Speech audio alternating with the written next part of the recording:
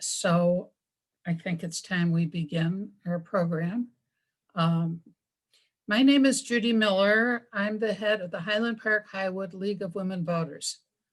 I want to welcome everyone who's here, league members from all over the state, and friends of the league and guests. This program is on criminal justice, and I'm glad to welcome members of the public who have an interest in seeing about or learning about criminal justice and learn about ways to reform the criminal justice system in Illinois. So this is one of the first times I have seen where we have 7 leagues that are working together as a consortium to bring you this program. I'm from Highland Park Highwood, as I said. We also have Wheaton, Downers Grove, Woodridge, Lisle, but Downers Grove, Woodridge, and Lisle are one league. And we have Naperville, the Deerfield area, Northwest Lake County, and also the League of Women Voters of Lake County. So hopefully this will be a success and we'll be able to do more of these kind of events in the future. I want to just give you some instructions. None of the participants can be seen. You will only see the panelists, which is me and Sarah, and we have some other, we have Judy and Di who will be taking questions after the program. We expect this to run about an hour and a half, about an hour for the presentations, and we'll be taking the questions the last half hour. So we expect to be done around 3:30. This will be recorded. So if we know you'll be very impressed and want to tell other people to view it. So we will be sending out links within the week so you can view it again or pass the link on. I think that's about all that I wanted to, well, one more thing. Let's just say a little bit about the League of Women Voters, since we do have guests. That the League is very careful to study any issues before we do any advocacy. So we're very anxious, especially on this criminal justice. Our position is 25 years old. There have been a lot of changes since then. There's things we have never even addressed, like policing. So right now, the purpose of this program is to inform all our members and educate them about what's going on at the current days in Illinois about 14 different aspects of the criminal justice system. There's also other information available, a lot of other videos and a lot of material on the LWV Illinois website. So we hope you'll take a look. In January, we will come together with consensus meetings, and membership itself will decide on positions that we will take. From those positions, we will be able to advocate for changes and reforms to our criminal justice system. So I want to thank our speaker today, Sarah Staudt. One second. She's going to talk. Share, here we go. She's a senior policy analyst and staff attorney for the Chicago Appleseed Fund for Justice. I'm gonna turn this one, sorry.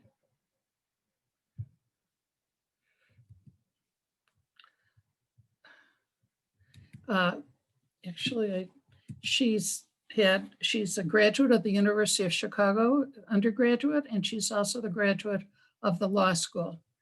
And she'll tell you a little bit more about herself. So I want to turn the program over to Sarah Staudt.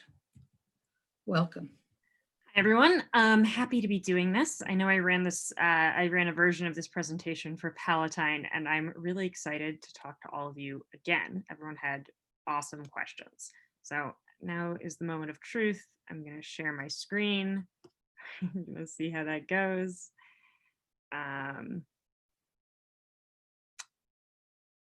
Okay, let me see here. Sorry, just trying to. Can people see my screen and see the presentation? Can someone from the panel make sure that's true? Just want to make sure. Okay. So as Judy said, I am the senior policy analyst and staff attorney at Chicago Appleseed Fund for Justice. We're actually about to change our name to something a little bit clearer in terms of what we do. As of January 1st, we will be the Chicago Appleseed Center for Fair Courts. So that's what we do. We work on all sorts of matters involving courts and the legal system and making sure that those are fair and equal for everyone. I do most of our work on criminal justice. My background before doing policy work, though, was in the trenches, so to speak. I spent 5 years living and working in North Lawndale, which is on the west side of Chicago, representing juveniles and young adults in criminal trials and juvenile trials. So I represented about 200 youth. I represented them on everything from misdemeanors to murders. And we also worked on connecting youth and young adults to social services and jobs and mentoring, and in general, dealing with the really high incidence of gun violence in the North Lawndale neighborhood, which the youth and young adults I worked with were very much both the victims of and also sometimes the perpetrators of. So doing, reconciliation and restorative work to try and curb that violence was a big part of what I did. So my on the ground experience, that's one of my clients, is really something that informs my work. But now what I do is a lot of data. So I pay a lot of attention to what the evidence tells us about the criminal justice system and what we can do to fix it.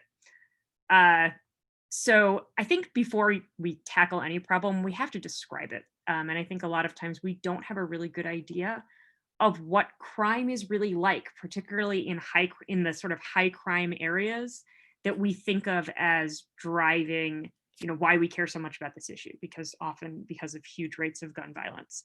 So I'm actually going to start with a video, also happens to be of one of my former clients, who was involved in a really great program called We Are Witnesses that the Marshall Project put together.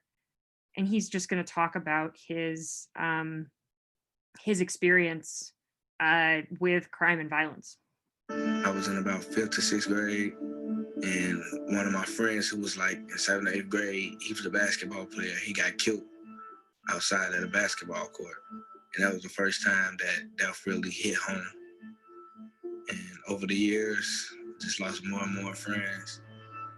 Right here, long live GB. He was trying to change his life over, and he was killed. My friend who had got brutally killed by a police officer, we called him 2-3. That's Michael Jordan's number.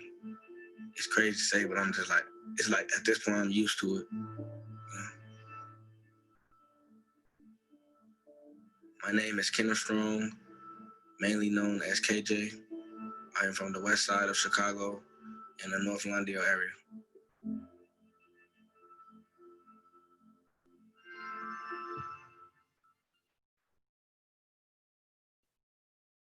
North Lawndale, growing up, it was actually fun.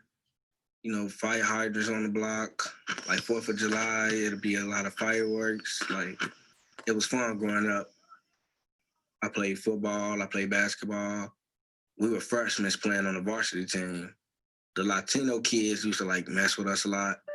And one time we just got in a fight with them. After we had the big fight, they didn't let us play sports no more.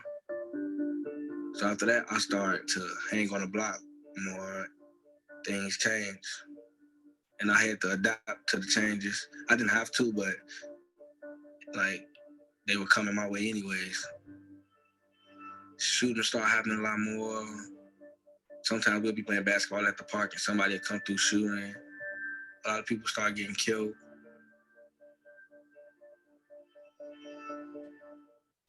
At a point, I got tired of running from bullets. I just started picking up guns. My intent wasn't to just go out and kill someone. It was more for my protection because I wasn't gonna let nobody kill me. I'm giving you my license and my insurance, bro. That's all. I started getting stopped by the cops a lot more. You know why I stopped you, man? Oh. You can't make a lane change in the middle of an intersection. They'll mainly stop me and search me to see if I have a gun. Y'all can search for guns. We from out west.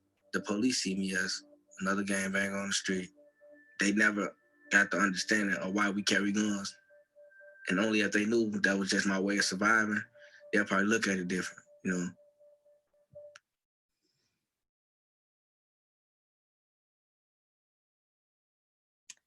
All right, just gonna do my other screen share here.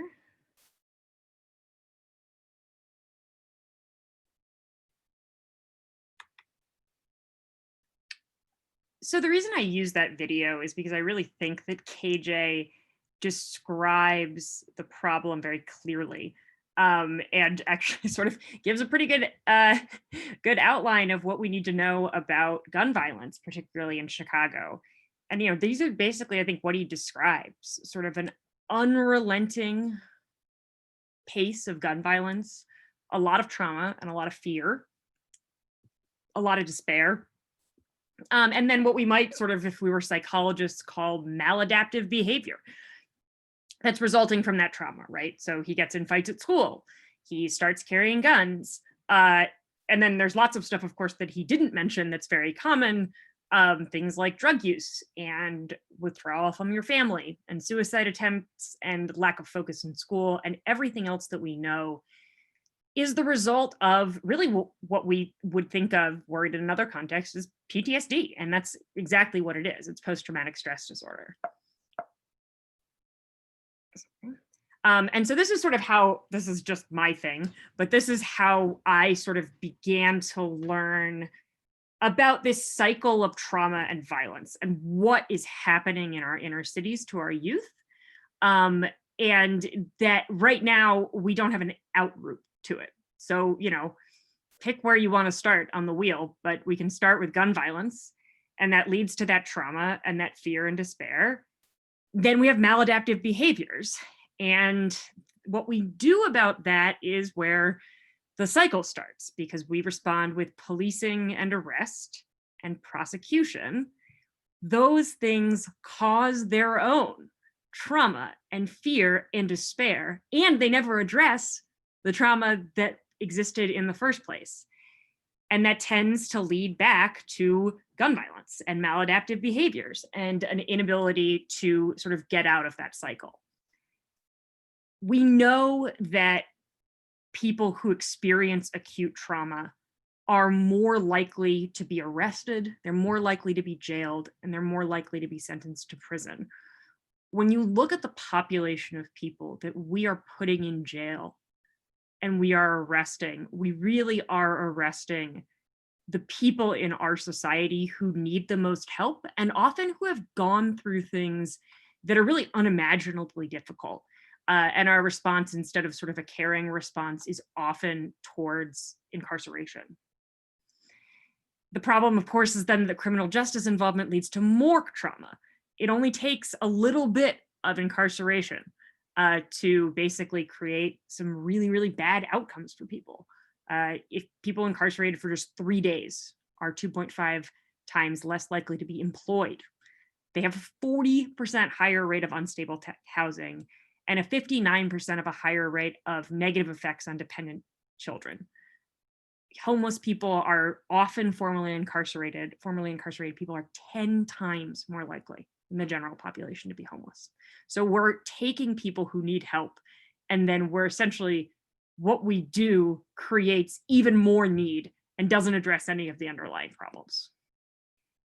So our response to crime is making the cycle of violence worse. It's not making it better. So how did we get here? And what we've tried so far is really the next thing we have to look at. It's interesting that you said that the last time the league examined its criminal justice work was 25 years ago, which would have been the 90s, right? So the 90s is actually sort of the birthplace of a lot of what we've tried so far. And I think we are now very clear that what we tried then really didn't work. So why do we police and prosecute and punish people the way that we do? Now, what we say about why we do those things is that we are keeping communities safe from people who do dangerous or violent things, that we're encouraging people to follow the law, and that maybe we're stopping people from hurting themselves. And that's especially for things like drug addiction or sex work or other things where we think your behavior is hurting you personally. But the reality is that those things are not what the system results in.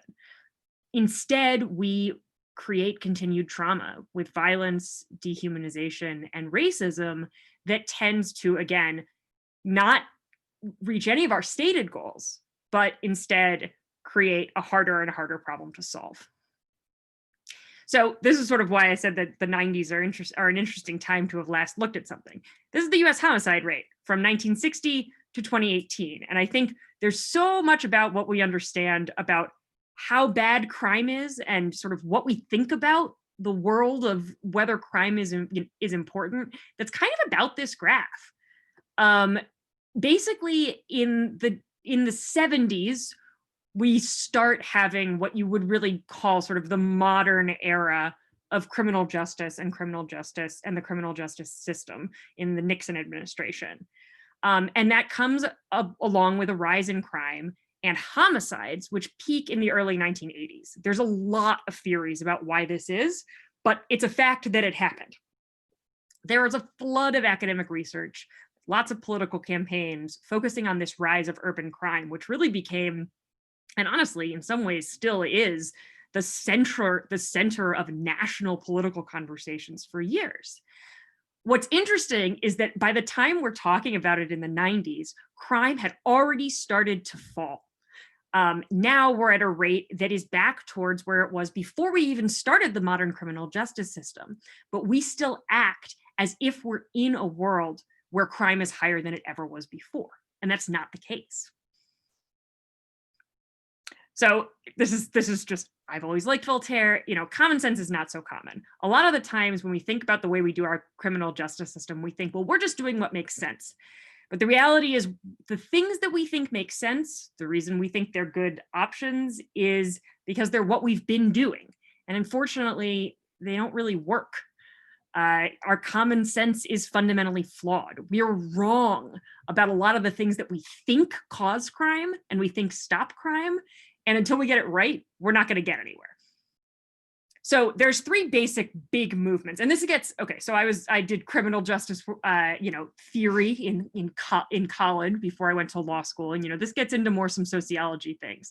But I think it's important for people to recognize that there's these three big theories and movements in modern criminal justice that really got us here, and it's the interaction of these three things that matter. It's not any one thing.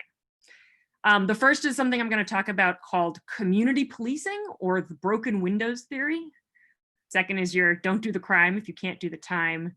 And third, we're going to talk about Nancy Reagan.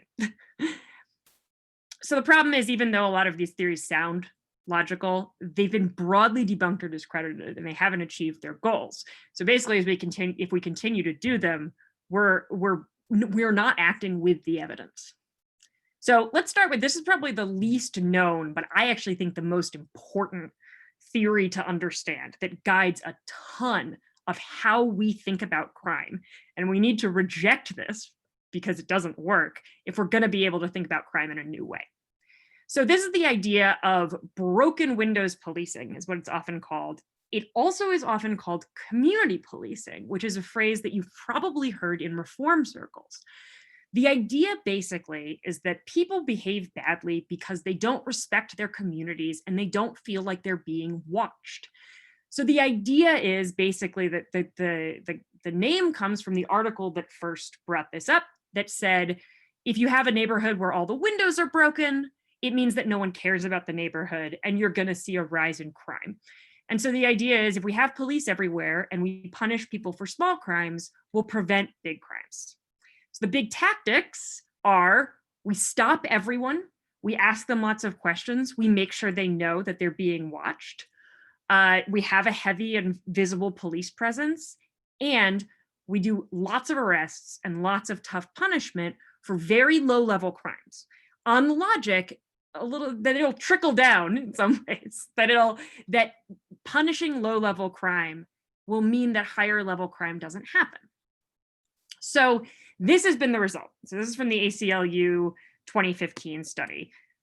Stop and frisk, which is the policy of stopping people on the streets and asking them questions and searching their pockets, is something that Chicago does more even than New York, which gets all of the attention, I think, for being, you know, the high point of stop and frisk.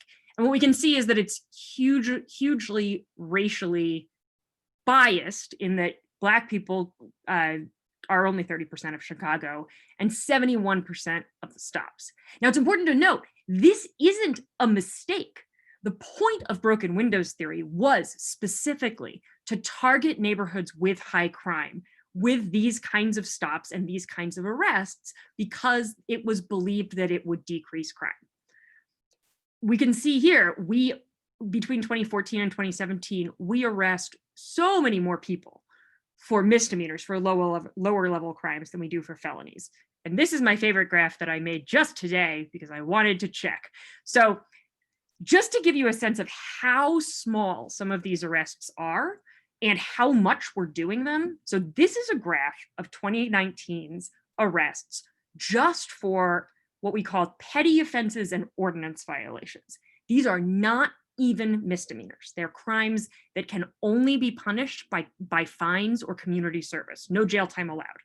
The top 3 charges in this area are drinking alcohol on a public way, something called soliciting unlawful business, which basically means loitering in a way that suggests that you might be involved in either prostitution or drug sales. And the third is the sort of petty crime that has become infamous after the Eric Garner case of selling loose cigarettes.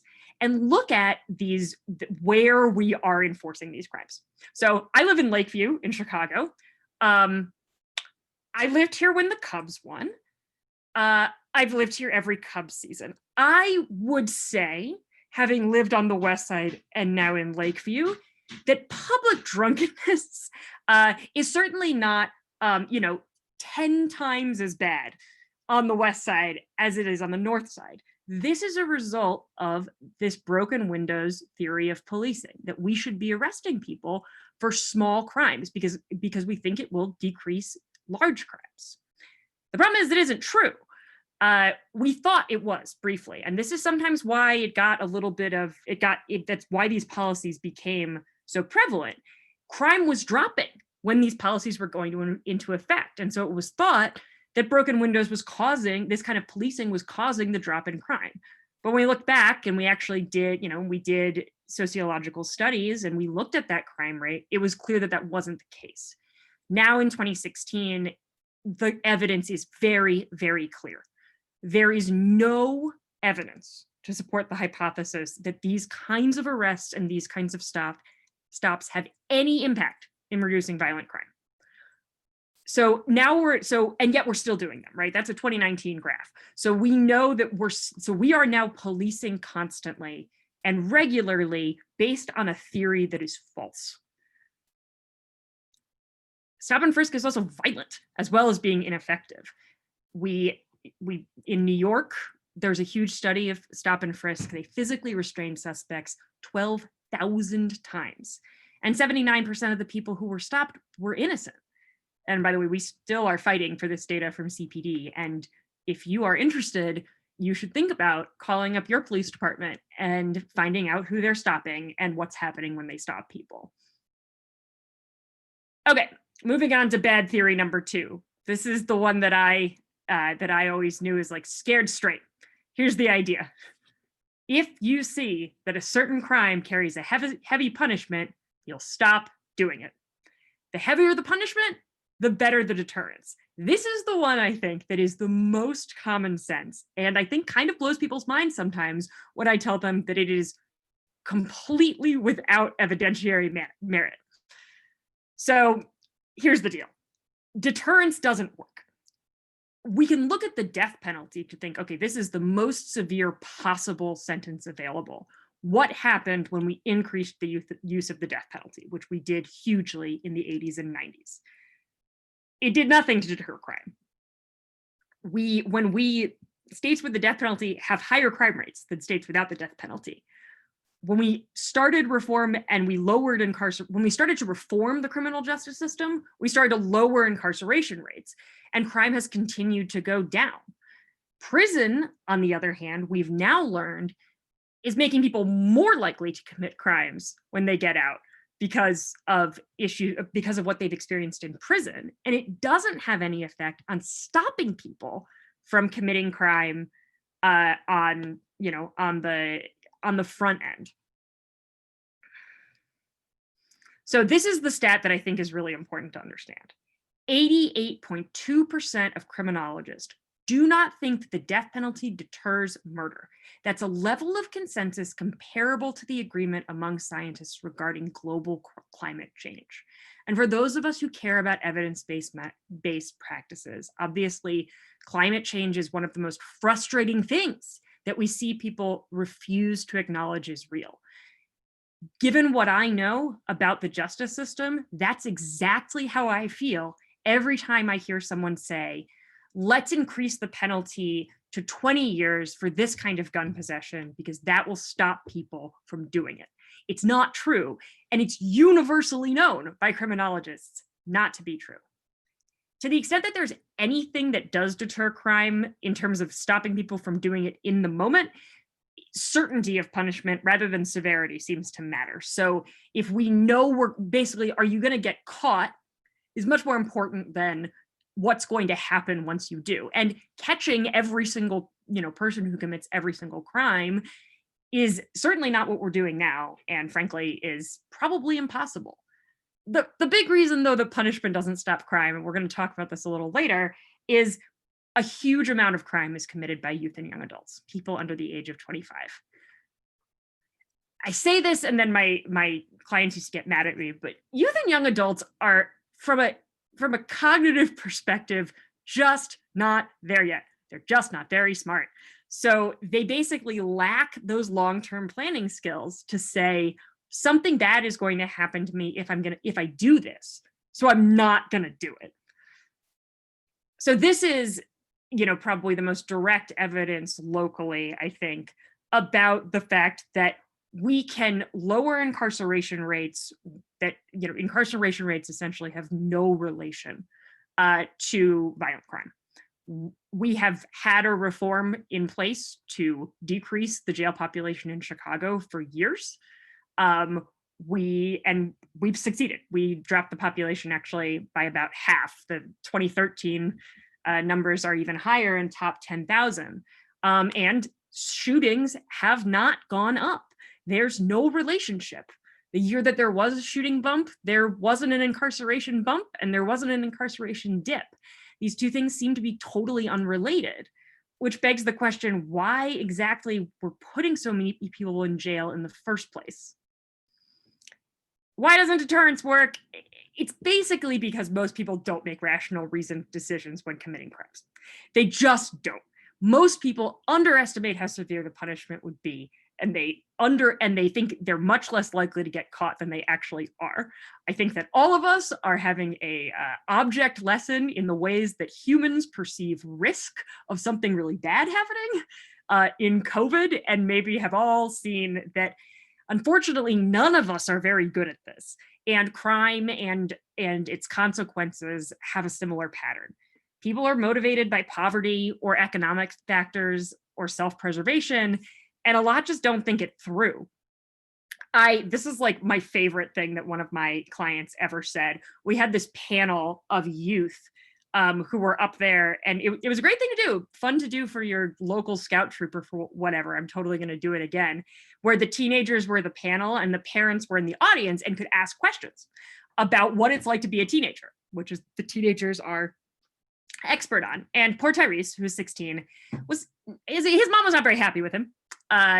He had made a lot of very dumb decisions involving tattoos and riding on the back of mopeds and other things that are just so quintessentially 16 that it made my head hurt.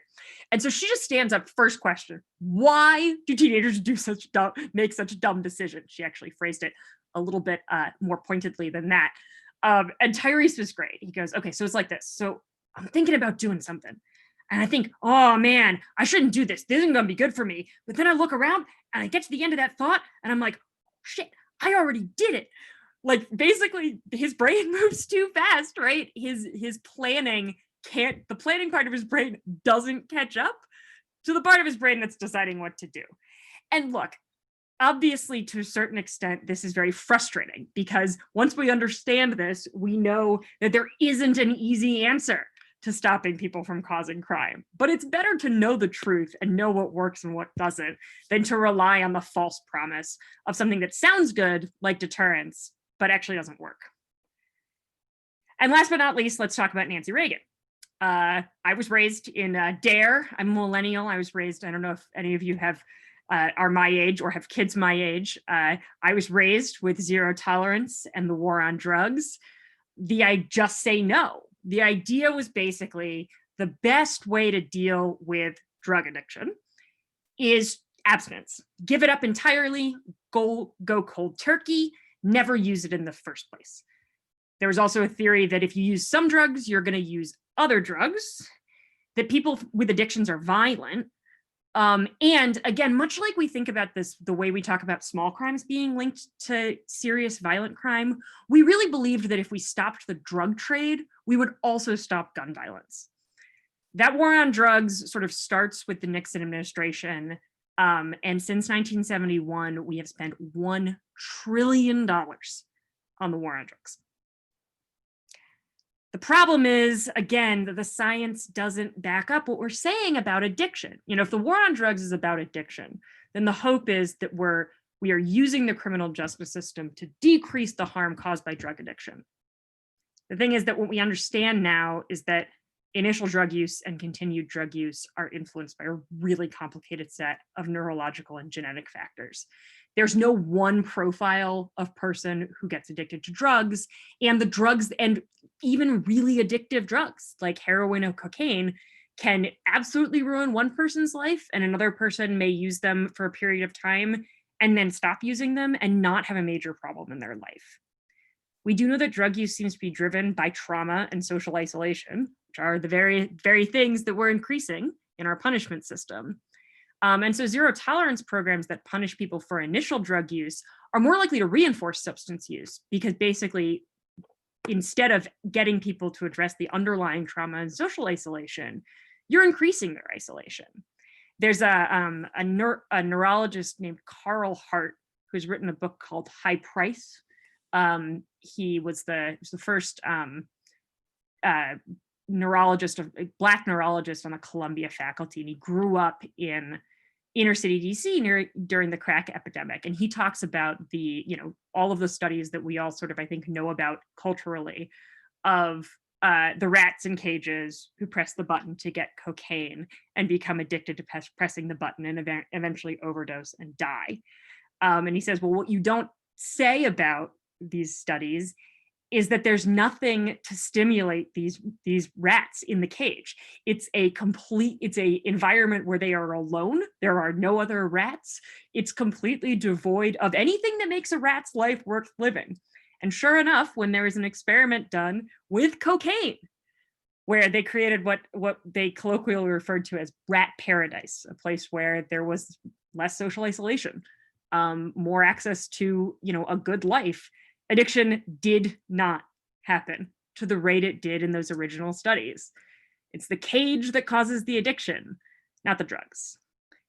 We also know that as we focus on drugs with the criminal justice system, we're inadvertently giving bad treatment, because voluntary treatment is much better than involuntary treatment. And incarceration also increases overdoses, particularly now in the opioid epidemic.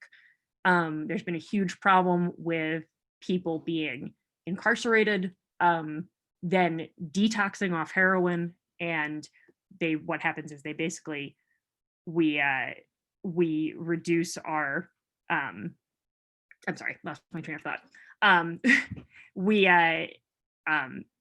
As people sit in jail, they reduce their tolerance to heroin because they've been sitting.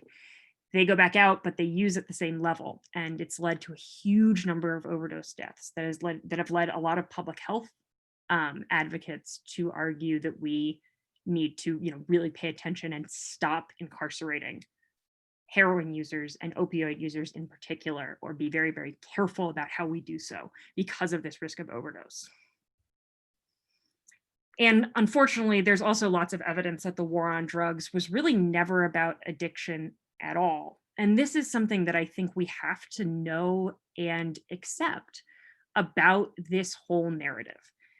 We know now that the people who started saying that the war on drugs was how we were going to save America weren't playing fair. You know, there's an amazing interview with John Ehrlichman in 1996.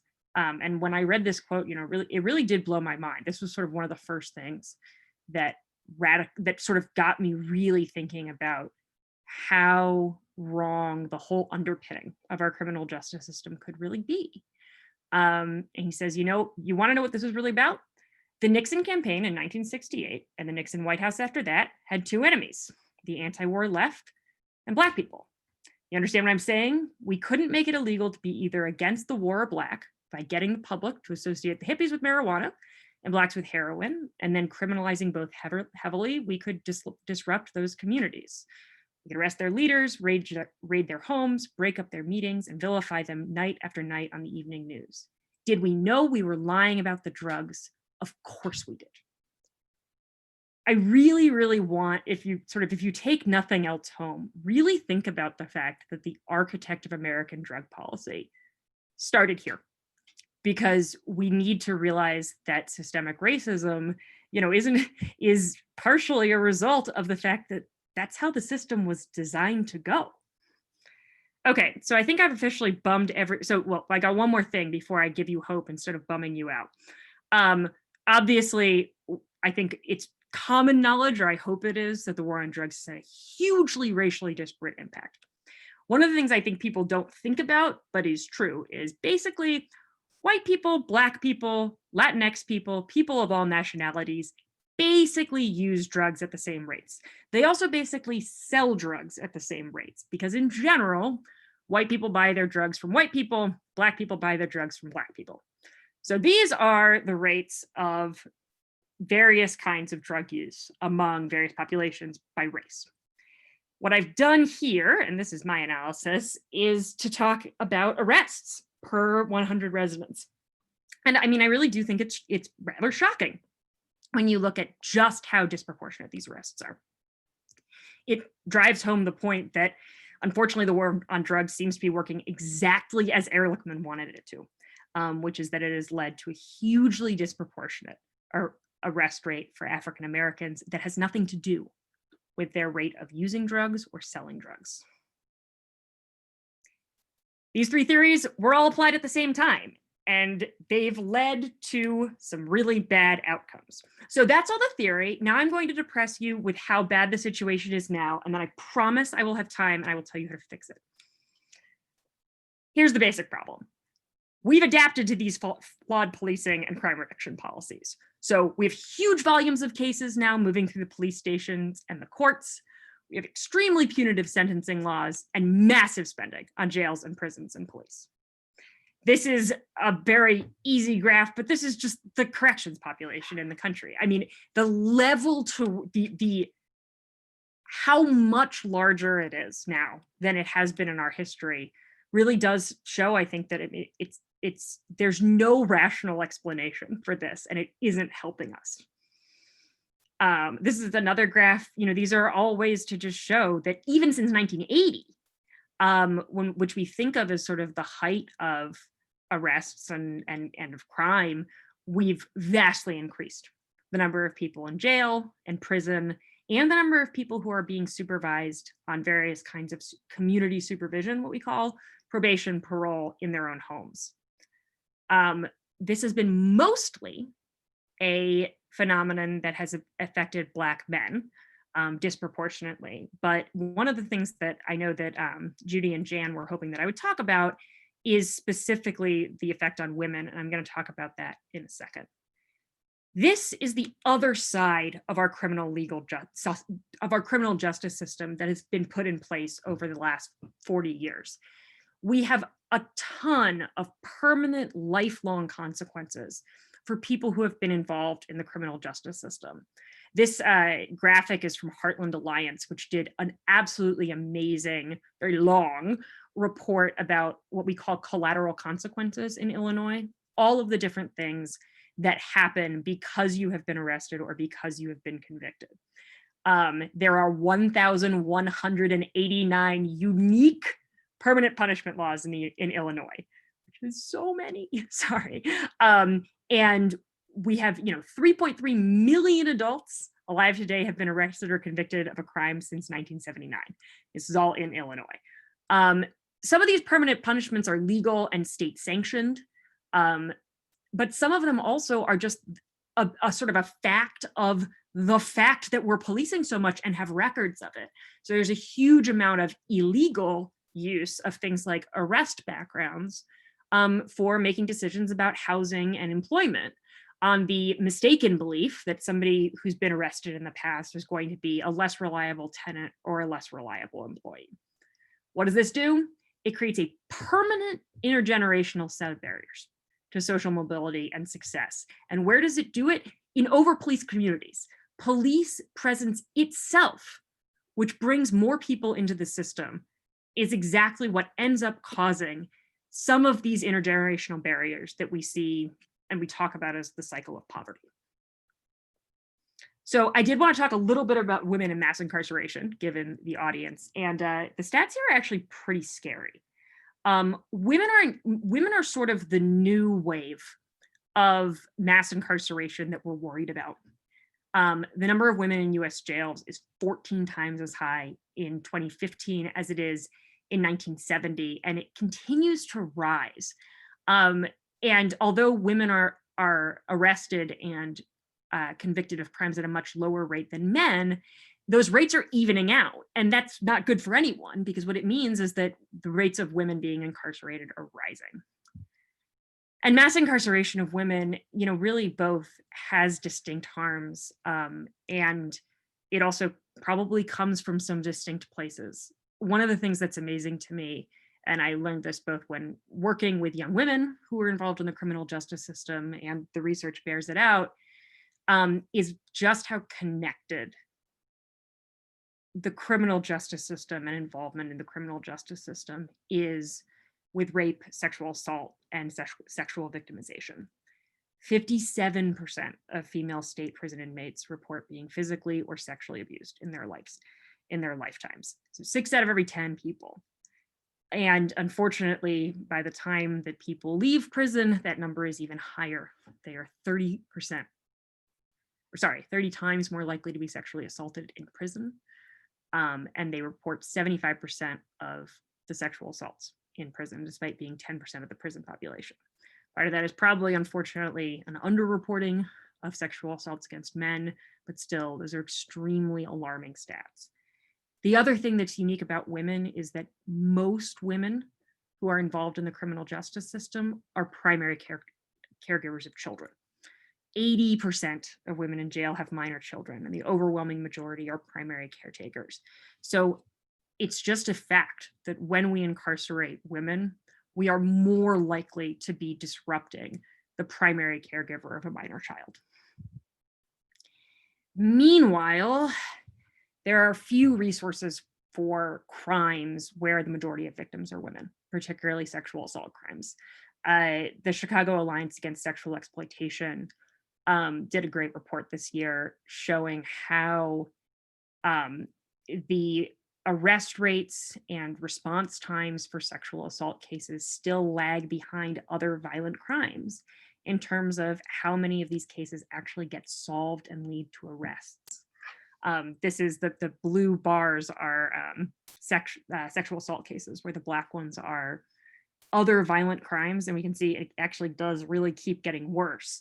And by 2018, 2019, we really are seeing that sexual assault is very often not solved by police, and that's a function of resources. It also takes a lot longer. Days between incident and arrest for other violent crimes are as short as, the average is as short as 2 days. Sexual offenses have a median time length of about 13 days. That's 2 weeks, all the way up to 72 days. So women are increasingly being victimized by the mass incarceration system, and women's in crimes that primarily have women as victims are not being particularly well served by the policing and mass incarceration system either. The other big hotspot is young people. Here's the truth. Most crime is committed by young men. I love young men. They're great. I have a brother who was once a young man. I have a husband who was once a young man. But it's just a fact of all human civilizations, as far as we can tell, that people between the ages of about 16 and 25 are the majority drivers of crime. There's obvious neurological reasons for that. We all sort of know that that makes sense, but it's something to keep in mind, because the reality is that most people move out of this stage of life. Most people do not remain sort of criminals for the rest of their lives. We have a brief and sometimes dangerous stint of criminal activity when we are young, and then we stop. So when we over-incarcerate emerging adults, we shoot ourselves in the foot, because the number one way to make sure that someone does continue to commit crimes into their older years is to incarcerate them. More so than carrying a weapon, gang membership, or anything about your family, if you were incarcerated is one of the most important predictors of whether you will continue criminal behavior. So when we overpunish for 18 to 25-year-olds, we're locking ourselves in, essentially, to having those people have a higher rate of recidivism for a very, very long time. And the reason for that is because we're making it very hard for them to get their lives started at all. Young people don't really have a sort of well of social capital or money to go back to that can be sort of disrupted by incarceration. You know, usually when you're 18 to 25, you're starting at zero. And when you get knocked down at, you know, in the first year of your adulthood, it's hard to ever stand up. So what can we do? For youth and young adults, there's a ton of programs that are sort of being used and should be supported. Raise the age is one that just says we should raise the juvenile court age to 21. We should acknowledge, like we do with drinking, that 18 to 21-year-olds are a lot more like 16 to 18-year-olds than they are like adults. And we should be using principles of rehabilitation and also the second chance that juvenile court gives by not having permanent felony convictions for older young adults. We can also have specialty diversion programs in specialty courts. When I was representing young people, I had my number one goal was to avoid a permanent felony conviction over literally anything else. There was, because the consequences of a permanent felony conviction were so great, and if you get one at 19, that's your whole life that you have to deal with that albatross around your neck. For the most part, we need to avoid incarceration and criminalization of everybody, especially young adults, and especially women, and that's going to help us make sure that we equalize the system. So, okay, I bummed you out. Now I have 10 minutes to tell you how to solve it. We have to fix so there's two basic steps we have to do to fix this. We need to fix what's broken about our justice system, and then we need to reinvest in solutions to violence and crime that actually work.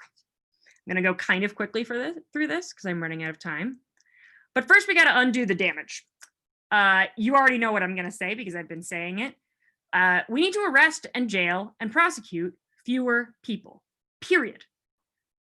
We don't need to replace, you know, some arrests with something less serious. We don't need to decrease the penalties for everything. We just need to stop arresting people for certain things. You know, we need to remember as a society, we decide what behavior is a crime and whether people should be arrested if they do it and what should happen to them. One of the things that drove me crazy when I was in Lawndale was the charge of gambling. If you play dice on your porch, that's illegal in Illinois and you can be arrested. And if there's police driving by your porch every, 10 minutes, you're gonna be arrested for gambling, where in another neighborhood you wouldn't be. Why on earth is that criminalized? What possible reason do we have? What possible good is that serving to allow police to arrest people playing, you know, dollar poker on their porches, right? And we do arrest people for those kinds of things. There's no rule that says we have to do that. And there's no rule that if we decide to arrest someone, we have to handcuff them or jail them or prosecute them. We have other options. These systems are not that old and we can replace them.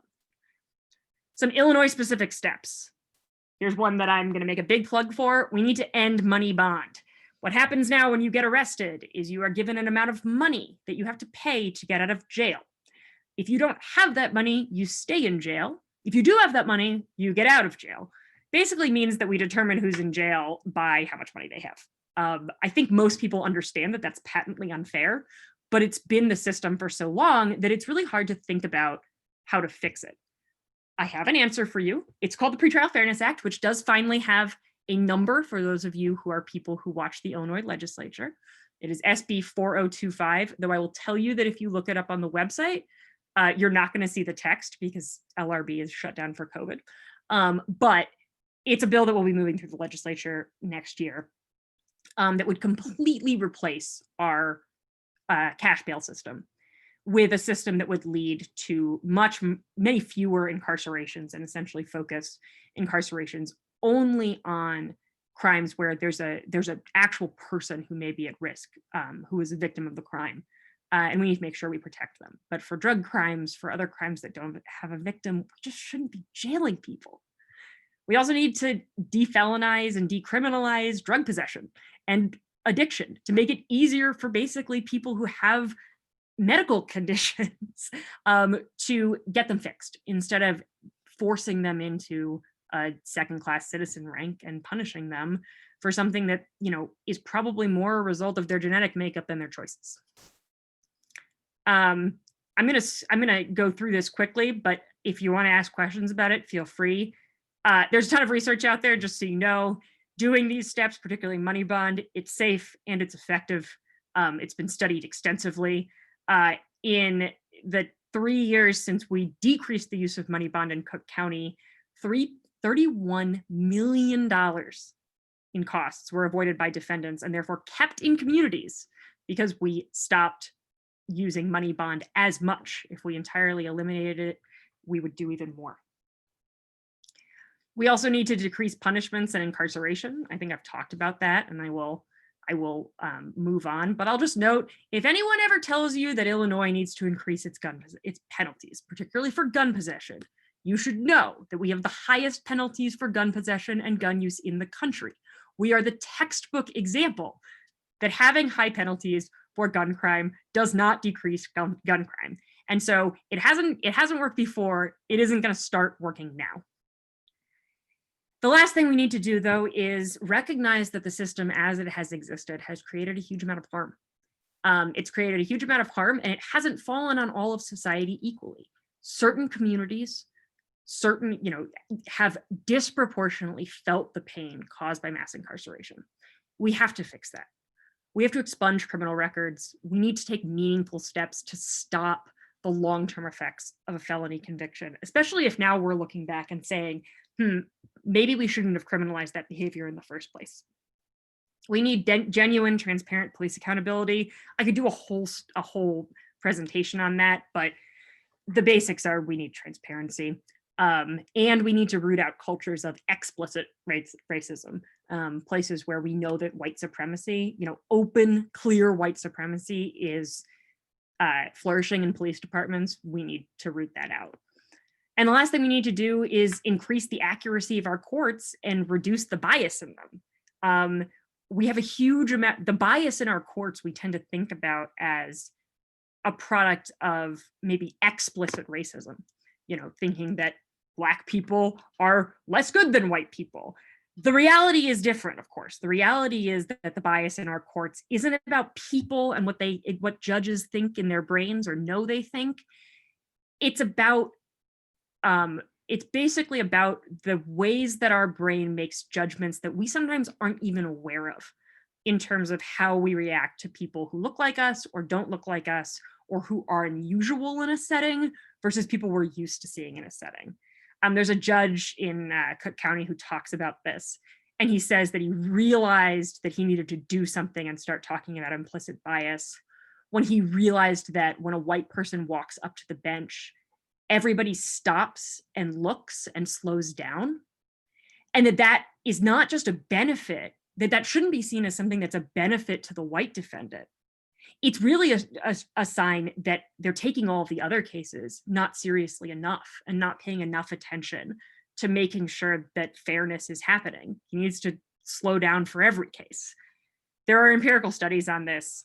Judges consistently give harsher punishments, expect worse outcomes for defendants when they're given scenarios involving Black defendants. You may have read about the hiring studies where, stereotypically African-American names are used on resumes and don't get hired. We've had tons of the same studies of judges and jurors, and we see the same effects. The good thing about implicit bias is it's actually really easy to fix. I know it sounds crazy, but it is. Once we recognize that implicit bias and systemic racism are real, and that the racism that's inherent in the system isn't any one person's fault that we can root out and then remove it, but that we have to take this problem on as a society, we basically need to increase awareness. And what's amazing about implicit bias is just knowing about it. Just knowing that your brain works this way, that you are likely unintentionally, not because of anything that you tried to do, you may treat people who don't look like you differently. Just knowing that can fix, in some studies, up to 75% of the implicit bias problems that we see, particularly in juries. So I don't know if you happen to have seen, there's a Harvard website. It's called the IAT, the implicit, I think it's just implicit bias awareness treatment. What it is basically it flashes up pictures of, for example, Black people and white people, and it's a word association game, like really, really fast. Your brain needs to sort people into categories of, for example, good and bad. And you'll see it. Any person in America of any race will see that you do hold these implicit biases. They don't come from anywhere and they're not intentional. But just knowing about them and being aware of them and thinking, hey, could this be at play when you're in really any circumstance where you're judging another person, can almost entirely fix the problem. And that's where we need to start. Worth saying, and a way to fix this, the current Illinois requirement for judicial training on this is a few hours a year. I think we could probably do better than that. The last thing, and I will go through quickly here because I know that you have had other presentations on that, is to reinvest in solutions to violence that work. We know that right now we don't fund what works. We're spending a huge amount on our police budget. We're not spending it on youth services and mental health services. We're not spending it on domestic violence. We're not spending it on veterans or drug treatment or anything else. We're spending it on police. I think that a lot of times when the call has come out to defund the police, people see it as something that's that doesn't have a practicality associated with it, that there's no real plan for. There's something called the Budget for Black Lives that I think is a really good example of what this would actually look like. Budget for Black Lives, which Appleseed is a signatory on, is very much a organization that embraces the phrase defund the police, but then they say, okay, here's how we're actually going to do it. And they focus on the sheriff, which is who keeps the jail in Chicago. And what they've said basically is, okay, here's what we want to do. We want to cut a little over a quarter of the sheriff and jail's budget. But that's $157 million, which is a huge amount of money to reinvest in our communities. And where they want to invest it primarily is in housing. Housing and other community programs, as well as healthcare, are housing and healthcare are the biggest needs to really revitalize communities. And thinking about how much we can do by cutting down our incarceration budgets and our police budgets, which are already too large, just by a little bit or by a lot bit, really does sort of start to change the way I think about how we think about whether we have money for things when we think about policy. Because, well, we do have money for things if we spend it in the right way. We need to use evidence-based approaches to crime and poverty. That's how we fix crime. There's a couple that I just wanted to highlight. Ready Chicago is a jobs program.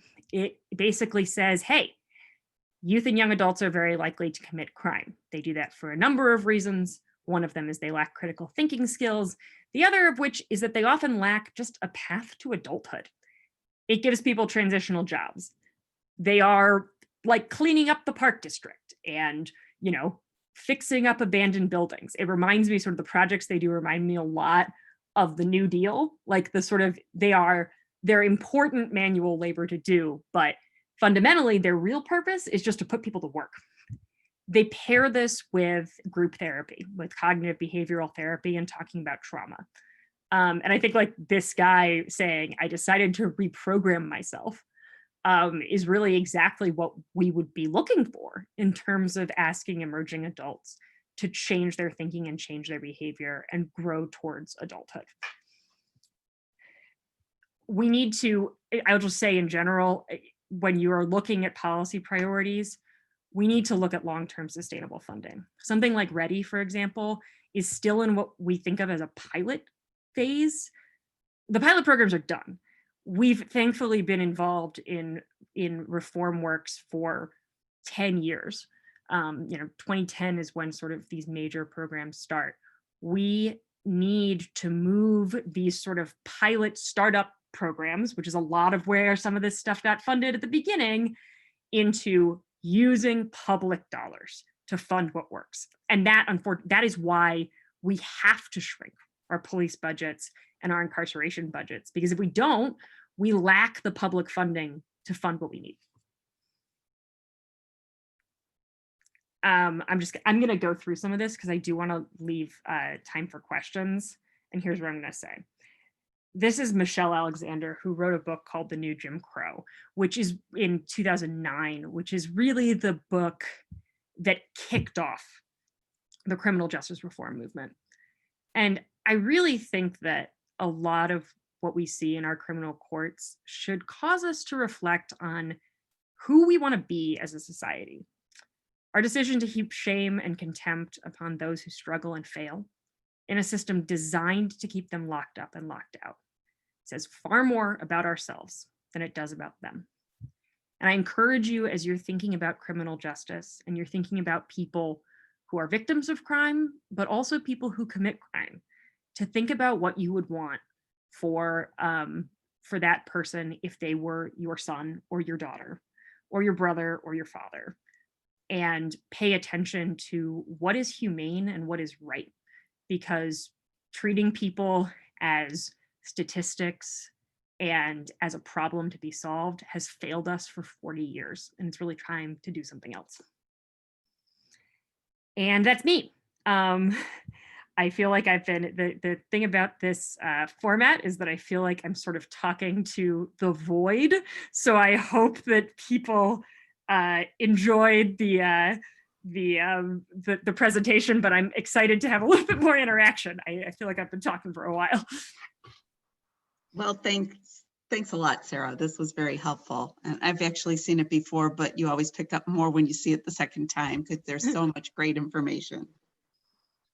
So one person had asked, and I think you kind of answered this, but maybe you could give some more insight on it. Would you discuss the effectiveness of cops on the street? And that was in regards to deterrence. And I know that you said police presence can create intergenerational barriers, but maybe expand on that. So I think the thing about thinking about, we often talk about whether we need more police on the street is that, and this is what I've sort of been trying to drive home. Police do exactly what we ask them to do, right? In that the reason our police departments are big is because we decided that what we wanted to do was make a lot of arrests, not just for very serious crimes, but also for lower level crimes. And so if you put more police on the street, they will do that job very, very well. The question becomes, is that what we want them to do? So I think that if we think about it in that frame, it's not so much that an individual police department isn't doing its job well. It's that we're wrong about what their job is. And when we think about other ways to invest, I will say looking at the sexual assault solve rates just drives me crazy. And it really does, we really do invest in boots on the ground over investigative dollars. We invest in boots on the ground over prevention dollars. And, that really needs to change. As we continue to put more cops on the street, they're going to continue doing exactly what we're paying them to do. I've got a question from Cheryl Gallagher. She says, she asks, you say that we won't eliminate gun violence if we eradicate the drug trade, but aren't a significant number of gun violence incidents also drug related? So this is one of those things that was true in the 90s and isn't true anymore. No, it's not the case anymore that gun violence and drug violence are intimately connected. There's an argument to be made that in the early 80s and early 90s, it was that we had sort of an organized crime structure that was tied enough to both guns and drugs that mattered. And to be honest, I'm not going to say it didn't work. The FBI put in a huge amount of resources into dismantling that structure. And arguably it worked. City sort of top-down drug networks did fracture, and we don't have the same kind of full control over the drug trade that we used to. Unfortunately, that has sort of, I don't want to say good and bad consequences, but it makes the situation on the ground very, very different. It means that gun violence isn't regimented anymore. It's not a war anymore. It doesn't always have a purpose. A lot of what we understand from media suggests that, there's some sort of logic to it. Unfortunately, particularly in Chicago, it seems to mostly be a result of access to firearms. Young people, we have 3 times as many firearms as New York does. And that's not per capita. That's how many guns we have. They are just hugely available. I used to walk with my guys around Lawndale and I'd say, hey, how many guns could you find right now if you needed to? And we would walk it along the streets and they'd be like, well, there's one in that alley. And like my homie in that corner house has one. And, I could pick one up from this guy. And they're just around all the time. It's really baffling, but it's because we have this incredibly high prevalence of guns, which is because we are in the Midwest and we border states that have different gun laws than we do. Unfortunately, guns and teenagers are an incredibly toxic mix, as I'm sure you can imagine. And unfortunately, right now, I think most people would say that the gun violence is driven more by sort of revenge shootings leading to Hatfields and McCoys style grudges and teenagers being completely reckless than it does to any particular sort of money drug trade. So I think that's an important thing for people to understand that's different than it used to be. So Beverly Copeland asked, how soon can you present this information to Mayor Lightfoot and the police chief and Illinois legislators? Well, we're doing a lot of that now. Good. No, the policing conversation, I think is, it's newer. Let me put it that way. We've just I think in June, sort of really honestly as a state and a city, taken up police reform as something we should do. So it's a little bit behind criminal justice reform. Criminal justice reform, we pretty much know what we want, and we've been asking for it for like 5 years. And this is the year. I really am very excited, because if you had told me in 2013, which is when I started being a lawyer, that within a decade we'd be talking about eliminating money bond, I never would have believed you. But we are. There are in the Illinois legislature, there are plans for a number of major bills to move through. One is the Pretrial Fairness Act, which eliminates money bond, but also does a lot else to our pretrial system. It increases funding for things like, it's the dumbest thing, but sending people text messages to tell them when their court dates are, the way that your hairdresser sends you a text message when you have a haircut, is the single most effective thing that we can do to reduce the number of people who miss court and then later get arrested for warrant violations. There are sometimes really simple solutions. So a lot of what the Pretrial Fairness Act does is it eliminates money bond and replaces it with a system based mostly on, that was first tried in New Jersey. It's worked great. Mostly modeled on that in the federal system, to just have a system that makes more rational decisions about who should be in jail and who shouldn't. I know I saw in the chat, someone asked me how that saves us money. And the answer, so I'm gonna go to that question if it's okay, since I'm talking about it. Because so arguably getting rid of money bond by itself does not save counties money, because in fact, some counties rely on money bond revenue right now to fund their courts. Now that's a huge problem in and of itself. It means that basically we fund our courts on the backs of the people going through them, which we don't do for any other, major social service, right? But it is definitely the practice in lots of counties. We have to provide transition funding and, get people on their feet, but ultimately the money savings come in jail savings. It is so expensive to incarcerate people.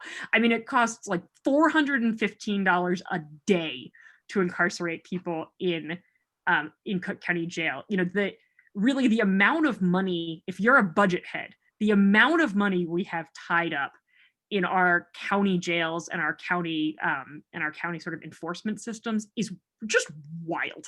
It's like there's so much money there. Now, I will say, in Cook County, where we've sort of done some pilot programs, it's something that we have to be intentional about. That money has to move. You have to take it away from the jail and move it over to fund your courts and fund your essential services, which our sheriff isn't a huge fan of and has been a little bit of a political fight. But ultimately, that's where the savings come from. The savings come from the fact that incarceration is just enormously expensive, and practically anything we could do is cheaper. I've got one. How do we reframe the language of defund the police in order to move forward? I liked your budget for Black lives. That would fit on a poster. Yeah, no, and it does. And I think it's, the reason I include it is because I think it's like since the George Floyd protest, the first really clear for Chicago, this is what we want to do. In terms of defund the police, I actually don't think we need to reframe that language. When we think about, defund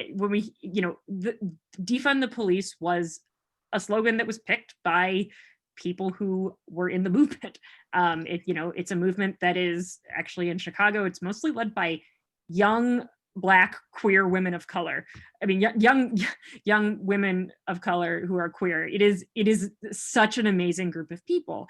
And for the record, the other slogan on the table was "Abolish the police." So it's not like it's not, you know what I mean. So it's not like defund was picked primarily to be combative. What it really means, I mean, but the reason that it was chosen is because it talks about what needs to happen, which is revenue shifting. And we don't need to, we're not saying defund all of the police budget down to zero tomorrow, but, we are saying, hey, we're spending too much money on this. We're spending way too much money on this. We need to move that money somewhere else. Okay, another question that came in was from Sharon Borg, and she asked, can you tell us more about trans people when incarcerated? Oh. Yeah, I was going to add that in the gender-based violence section, and I just did not have the time. The story is very disturbing. Most jails lack really safe settings for trans people or people who are not gender conforming. They are often not safe in the areas where people who match the gender they were assigned at birth are, and they are often not safe in places where the gender they identify as are. And what that often results in is solitary confinement, which is a huge problem. So because there's nowhere safe to house people, and because numbers are low, it often results in de facto solitary. And that is particularly disturbing because solitary is one of the one of the worst possible things you can do to someone with mental illness and suicidal tendencies. And of course, those kinds of things are also, and trauma, and that's also very prevalent in the trans community because of people's experiences. So, you know, it's one of those places where we really, like, the amount of harm we cause just by like doing what we do every day to, you know, the arresting a trans person for drug possession on a bond they can't post puts them, you know, we don't think about the fact that that probably puts them in solitary confinement for 2 weeks while they try and pay their bond. Like, we didn't mean to do that. That's just what the system does to people we arrest for drug possession. So that's where we really, really have to decrease the harm overall and also focus more carefully on people with specific needs. But I think primarily it's why incarceration is such a dangerous thing to use in the first place, because the harms that it can wreak are just astronomical. I've got a question that's interesting here from Regina Brent. Who's responsible for implementing programs that will deal with the trauma during the elementary stages, opposing stages that would oppose medicating these children? How can outreach organizations help you push for change, get rid of the broken window theory? Yeah, so this is, I mean, I think that's a really good question. I worked with, you know, I talked mostly about my work with slightly older kids, well, young adults in this presentation, but I also worked with very young kids. My youngest client was 11, which is really screwed up. I should never have had an 11-year-old client. I was representing people in delinquency court, but I did. But, you know, I mean, we talked about them and there hasn't been enough research. There is a small population of highly traumatized youth, I would say, who are at the highest risk and who do not have sort of any of the social supports they need to move through life. They tend to be child protection involved. They tend to be kids who've experienced trauma very young. And the first thing we need to do is invest in research about what to do, because honestly, they're kind of an understudied bunch of kids. But I think the second thing is you pour resources into them. I mean, basically, there's somebody else who asked, what would you do if you were the CPD? What would you do? The first thing you would do to reduce gun violence? And my answer is I would give every single kid over the age of 14 a job. That is what I would do. 100%. I would give the kids who are in school a summer job, and I would give all of the adults under 25 a transitional job. And if there wasn't enough work to do, we'd make it up. Because the thing that we saw was that the ability to just earn money and start working towards independence, which is all anybody wants.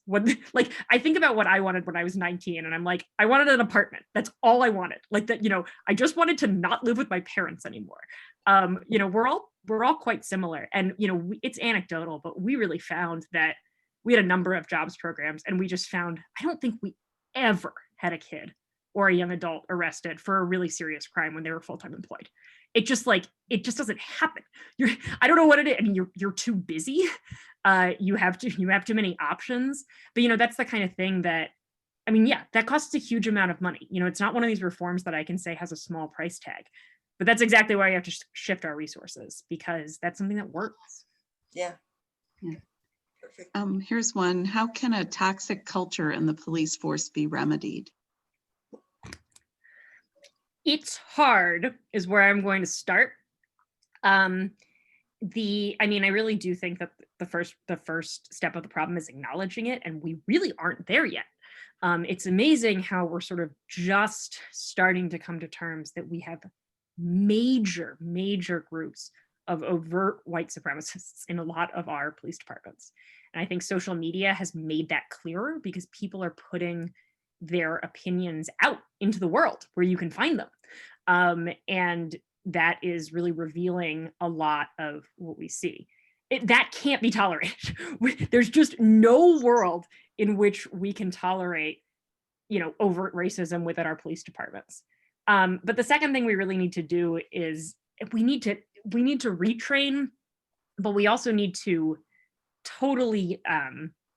we need to reorient the way we think about training. For years, we have trained police. There's a book called Rise of the Warrior Cop. That's very, very good, that talks about this. We've essentially trained our police to act like they're going to war. That is not true, first of all. They're not. They're going to police, their fellow citizens. But it also means that the way that police are trained to think about conversations with the public is super combative, super risk averse. And all of those things increase the impact of implicit bias hugely. So, there's crazy research on, there's a reason that, cops tend to fire at fleeing Black suspects more than they fire at fleeing white suspects. It's not, that's not explicit racism. That's implicit bias, but it is, your finger goes quicker on your trigger. You are more afraid. Your feelings of, anger and fear are heightened. We have to get away from that mentality entirely. I tend to be a person, although this is my personal opinion, I tend to be a person who thinks we probably need to knock things down and build them from the ground up. There's a lot of systemic stuff just built into the way that we understand what a police department is. And the small number of cities who have really made a big difference in their police departments have done that or almost that, have really totally changed structure and leadership, grown out their union contracts, done the whole thing, fired every single person and made them reapply, really radical things. And I think probably that's the kind of thing we need. And it's hard to work towards and it's scary to think about, but that's why we need to plan. This leads into a question by Paul. Can you reference any US cities or counties where there are changes that we can model in our region? So for policing, it's pretty grim everywhere. I'm not going to lie, but there are departments that are doing well. Camden, New Jersey, is sort of the case study in the idea that you can, in fact, knock a police department entirely down and rebuild it, and they've had some pretty good results. The feds are probably some of the best people to emulate for implicit bias stuff. That stuff is very well studied, and we know what we need to do to fix implicit bias among our cops. And there have been a number of cities that have been under federal consent decrees, much like the one that Chicago is under, to eliminate bias, but have, and I'm sorry to say this about the CPD, but those cities have, taken it seriously and actually implemented the training, whereas the CPD is still behind schedule on, I think, 70% of their benchmarks for the consent decree. But Vegas had a really good result with implicit bias training. That's the one that I remember off the top of my head. But there are a number. I mean, even LA has argued, and New York have arguably done a lot more than we have to really change the way policing works. Certainly, they've done more to change police practices than we have. Here's one from Emily who says, do you have data on the population of people with disabilities in jail and prison? Yes and no. It's really hard to find out, right? I mean, because disability is such a diverse group of people. So I'm actually in the middle of, I'm working on a bill to work on medical release to get people with really serious medical conditions out of prisons. And, it's interesting. We don't have a mechanism for easily counting people who are disabled, because we can count the mobility disabled, but we do it literally by counting wheelchairs. We don't yet have the data systems in place to flag people in a way that's helpful for that. And that's actually a huge problem. One of the things that's really concerning to me also is when you look at developmental and intellectual disabilities, we're really often missing, especially in defendants and people who are accused of crimes, we're missing, really, really big things about how their brains work and what they understand and what they don't. And that's just a result of the same outdated thinking of well, it doesn't really matter who you are. You do the crime, you do the time. I've got a quick one about police presence in and around Chicago schools. Can you talk a bit about school resource officers? Why do you think I had an 11-year-old client? Sorry, that's my, honestly, sorry to be Yeah. rude, but that's my feeling. Generally, look, there is nothing that can happen in a grammar school that is, all schools in Chicago are like less than 10 minutes drive, usually less than 5 from the local police station. There is nothing that can happen in a grammar school that is best handled by a police officer, I would argue. When you're a hammer, everything you see is a nail.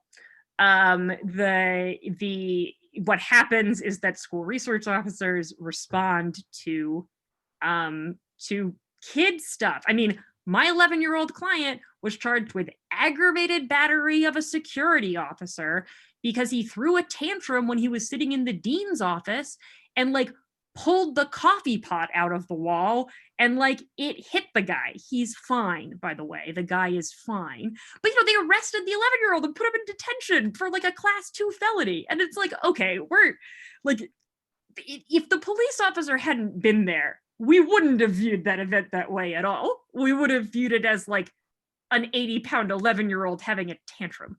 So that's really where, and then you have crazy stories that you do see of really, really young kids getting, having school resource officers go after them. I mean, it's just, there's really, the reason we had them in schools originally was kind of dubious, sort of an idea that it wasn't even so much about crime in schools. It was about community building, right? And getting kids to know their local police officers better and things like that.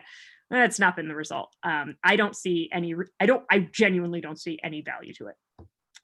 I'll be clear on that. That's working with 11 to 15-year-olds. I saw only negatives. Good.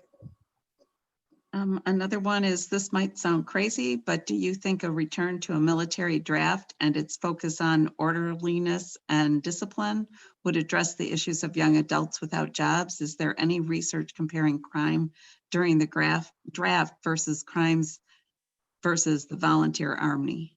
So no on whether crime was higher or lower during the draft. I don't think there's any research on it.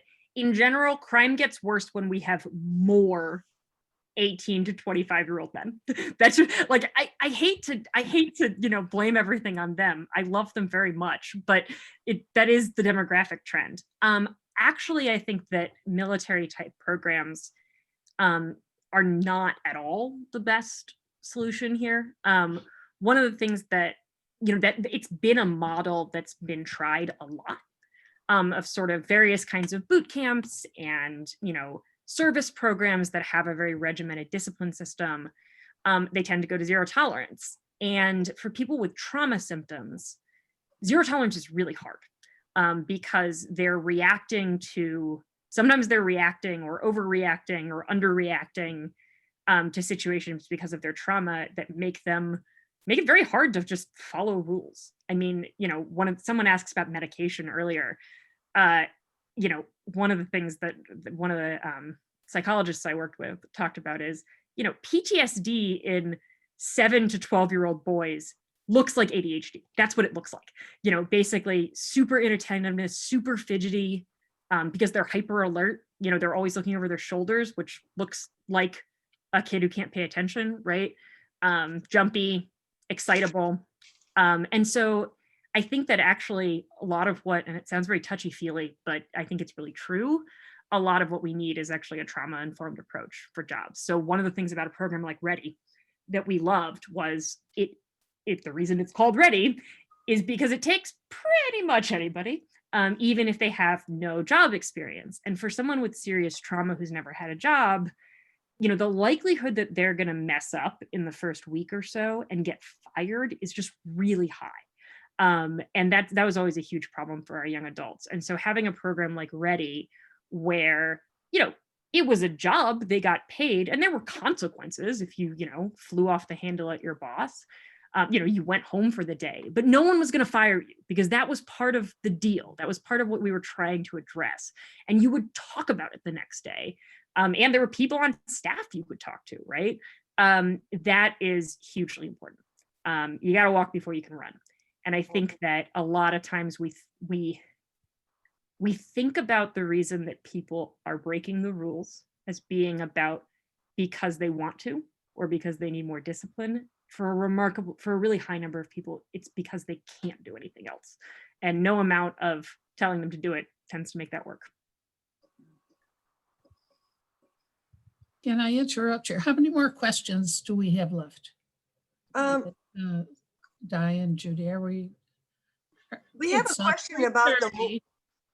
So let's just do one or two more. I'll say someone asked about 13th. 13th is Yes. great. You should watch it. It's fabulous. It's a fabulous 101 to all of this stuff. If you, it's on Netflix. Ava DuVernay, great stuff. and there's a question about Federation of Police, what we can do about them. So we can do something. One of the problems with how our police departments have become so difficult to manage is that we have things included in their union contracts that we wouldn't have included in other kinds of union contracts. So, I mean, we think about, the kinds of arbitration clauses and records clauses that the FOP has pushed for. We have the ability to make laws that say that certain kinds of clauses are against public policy. We don't have to allow them. Police unions have had a lot of power a lot of political power for a very long time, and have mostly been able to put into those contracts what they want. I think we really need to have a conversation as a society, as a group, but especially in Chicago, we need to have this conversation as a city. What is appropriate in terms of how we're going to investigate serious acts of misconduct? Because what we got right now is not working. It's not working at all. But if to implement anything, once we come upon whatever we think is the right answer, we're going to have to do something about the union contract. And it's going to be messy and it's going to be ugly. And there will be protests from the FOP and it will be hard. But I think that fundamentally we have to just say what's true, which is that a union contract that lets somebody who killed a civilian basically hide from accountability is not one that we can tolerate. True. Okay. Well, I think we'll stop it there. We could probably keep going on with questions for quite a while. Sarah, I cannot thank you enough. This program was terrific. I think a lot of us wish they had a lot of people outside the 50 or so that we had here could hear what you have to say. Well, And We'll What? spread it. no, if I have a closing word, some of the stuff that I said here, like I said, common sense isn't common. When you hear people making these statements about how the criminal justice system works or how it should work, challenge them, bring up the data, talk about it. That's how we spread this word. I agree with you, Judy. I wish there were more than 50 people here too, Absolutely. but really, well, please do. yes, in the league, I think will, with study and listening to what you had to say and other experts, I think we will be able to come to some very good policy decisions. And hopefully we can be part of the discussion. Hopefully there'll be more discussion in Springfield and Chicago and whatever that we can influence. But anyway. I wouldn't be worried about missing the boat. There's a lot to do. There's a lot and it's not going to happen quickly. We know that. So we have to have patience. So thank you again. And is there anything else you'd like to say? Only someone asked me for my email address. And you guys are welcome to send out my email address to attendees if people want to contact me. Okay. And particularly if, as individuals, you have any interest in working on the money bond issue, we are actively working, particularly in the suburbs, to talk to legislators about that. So if that is something that excites you, please get in touch. Would they be contacting, is that through Chicago Appleseed? Yeah, you can. We're a member of the Coalition to End Money Bond, which is the coalition of organizations pushing it. But Well, after our consensus, there's a good possibility. Yeah. We would be part of the coalition as well. But yeah, So suburbs are hugely powerful right now in terms of pushing this stuff. So talk to your reps if this matters to you. Absolutely. Well, thank you again. And Thank okay. Thank so you. long. Thank you.